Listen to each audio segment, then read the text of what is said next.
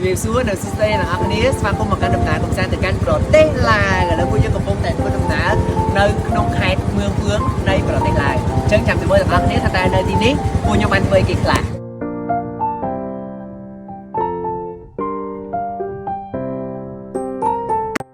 ដើម្បីទៅដល់មឿងហ្វឿងនៃប្រទេសឡាវបានយើងទាំងអស់គ្នាត្រូវធ្វើដំណើរទៅកាន់ខេត្តវៀងច័ន្ទនៃប្រទេសឡាវជាមុនសិនរួចទើបបន្តដំណើរដោយរថយន្តប្រមាណជា2ទៅ3ម៉ោងទើបអាចទៅដល់ផ្ទះបណ្ដែតទឹកដែលគេល្បីនៅមឿងហ្វឿងនៃប្រទេសឡាវបានពេលដែលខ្ញុំទៅដល់ហ្នឹងគឺចន្លោះម៉ោង10ព្រឹកគឺទេសភាពស្អាតខ្លាំងមែនតើមេសតុំអញ្ចឹងទៅគឺធ្វើឲ្យទេសភាពហ្នឹងកាន់តែត្រជាក់ខ្យល់បក់ហើយមានអាប់មានអីតិចតួចទៀតណាអញ្ចឹងពេលដែលទៅដល់ហ្នឹងគឺខ្ញុំអត់ប្រអង់យូរទេគឺត្រូវតែធ្វើការ check in មើលបន្ទប់ហើយបើនិយាយពីថាវត្ថុវិញគឺថាមាត់ទឹកតែម្ដងឬសលេងទឹកហូរវូលេងទឹកលេងអីគឺត្រជាក់ខ្លាំងមែនតើទិដ្ឋភាពនៅក្នុងបន្ទប់ហ្នឹងគឺធំទលាយអាចគេងបានក្នុងមួយបន្ទប់2នាក់ហើយបើចំពោះកន្លែងដែលខ្ញុំនៅហ្នឹងគឺអត់មានបន្ទប់ទឹកនៅខាងក្នុងបន្ទប់ទេអញ្ចឹងបើយើងចង់ចូលបន្ទប់ទឹកគឺគេមានបន្ទប់ទឹកមួយរួមនៅខាងលើហើយចំពោះទឹកដែលនៅខាងមុខហ្នឹងយើងអាចលេងបានប៉ុន្តែវាអាចជ្រៅដែរអញ្ចឹងបើយើងចេះហែលដល់ហ្នឹងយើងលេងបើថាយើងអត់ចេះហែលទេនៅគៀនហ្នឹងក៏គេមានច្រាំងសម្រាប់ឲ្យយើងលេងដែរតែជាប្រភេទទឹកហូរមកពីលើភ្នំតែម្ដងដែលទលេហ្នឹងខ្ញុំបាន research ទៅគឺគេដាក់ឈ្មោះថាទលេណាំលីហើយនៅលើទលេនឹងដែរយើងអង្គុយមួយមួយផ្លែតទៅក៏មានអ្នកមកលក់ចំណីអាហារនៅតាមទូក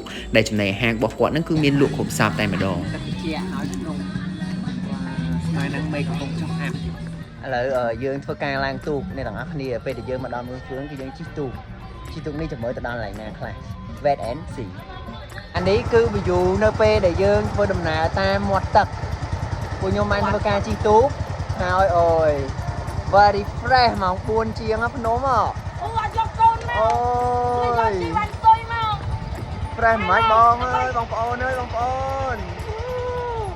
នៅពេលដែលពួកខ្ញុំបានធ្វើដំណើរតាមទន្លេហ្នឹងគឺឃើញមាន resort ជាច្រើនគឺសុទ្ធតែនៅលើមាត់ទឹកទាំងអស់អញ្ចឹងទេសភាពនៅហ្នឹងគឺស្អាតខ្លាំងមែនតើហើយពេលដែលត្រឡប់មកកាន់កន្លែងគេងវិញយើងក៏បាននៅកំងគោឡើងភ្នំហើយ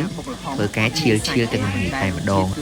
8លើក10អូតោះតែវារៀងហើបន្តិចតែបើអត់ហើទេគឺ10លើក10ឆ្ងាញ់ខ្លាំងណាស់ឥឡូវមួយយប់បានកន្លងផតឥឡូវបើកភ្នែកមកពេលព្រឹកវិញម្ដងគឺឃើញអាប់ស្អាតខ្លាំងជាងម្សិលមិញទៀតដោយសារតែនេះម៉ោងចន្លោះម៉ោង5ទៅចន្លោះម៉ោង6អញ្ចឹងយើងឃើញទិដ្ឋភាពទឹកកាន់តែថ្លាហើយមេឃក៏កាន់តែត្រជាក់ជាងមុនទៀតដែរហើយចំពោះអ្នកដែលទៅលេងនៅ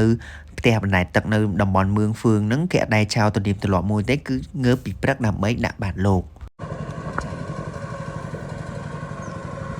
ចំពោះសម្ភារៈគឺយើងអាចតាក់ទងតែងទៅតាម resort បានគេនឹងរៀបឲ្យយើងចំនួនជាឈុតតែម្ដងអំឡុងពេលដែលកំពុងរងចាំព្រះសង្ឃសម្រាប់និមន្តបិណ្ឌបាតគឺពួកខ្ញុំបានធ្វើការថតរូបដោយសារតែនៅពេលព្រឹកទេសភាពស្អាតម្យ៉ាងហើយវាត្រជាក់អញ្ចឹងគឺពួកខ្ញុំថតរូបអនុស្សាវរីយ៍បានយ៉ាងច្រើននៅពេលដែលព្រះសង្ឃនិមន្តមកអញ្ចឹងពួកខ្ញុំទាំងអស់គ្នាក៏បានធ្វើការប្រគេនចង្ហាន់ទៅកាន់ព្រះសង្ឃបន្ទាប់ពីបានដាក់បាតព្រះសង្ឃរួចរាល់ហើយព្រះសង្ឃក៏និមន្តទៅកាន់ផ្ទះបន្តទៀតហើយចំពោះការដាក់បាតនឹងដែរគឺចន្លោះចាប់ពីម៉ោង6រហូតដល់ម៉ោង6កន្លះហ្នឹងបើខ្ញុំតាមអ្វីដែលខ្ញុំបានទៅសួរទៅកាន់ resort របស់គេហើយមុននឹងពួកខ្ញុំធ្វើដំណើរចេញពី